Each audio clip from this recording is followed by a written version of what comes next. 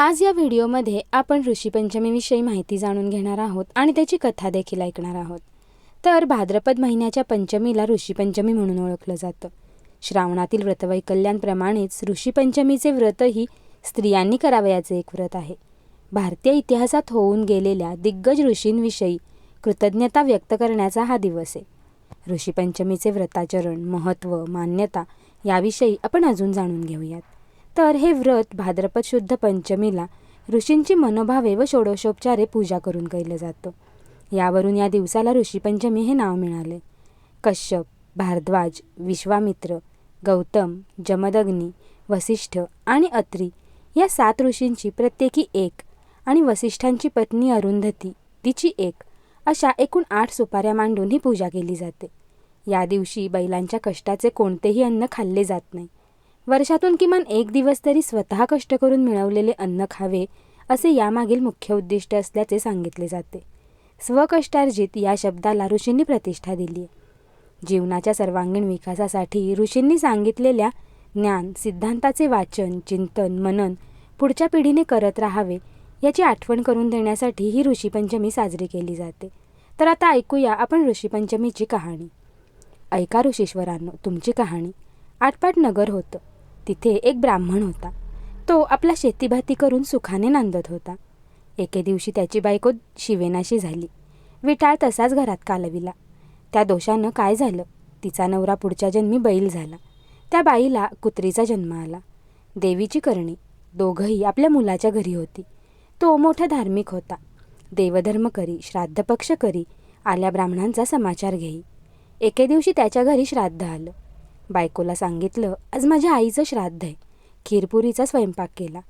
इतक्यात काय चमत्कार झाला. खिरीचं भांडं उघडं होतं. त्यात सर्पानं आपलं गरळ टाकलं. हे त्या कुत्रीनं पाहिलं. मनात विचार केला, ब्राह्मण खीर खातील नि मरून जातील.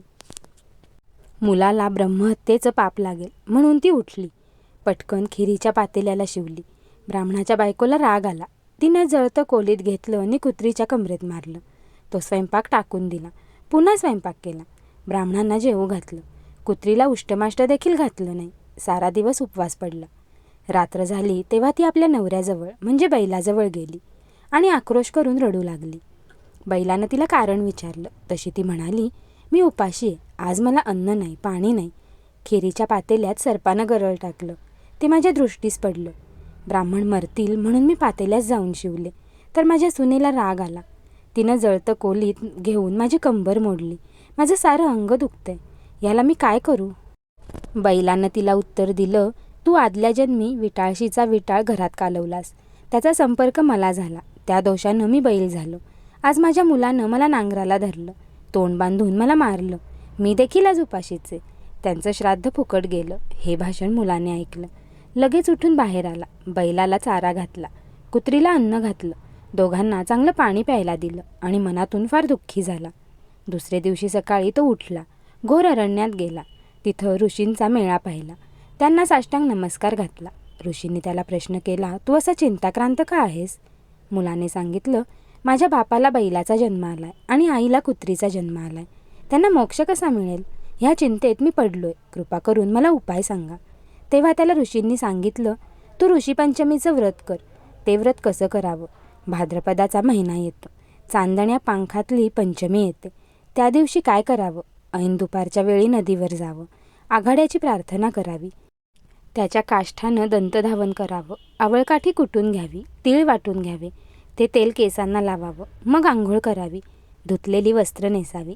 चांगल्या ठिकाणी जावं. अरुंधतीसह सप्तऋषींची पूजा करावी. असं 7 वर्ष करावं.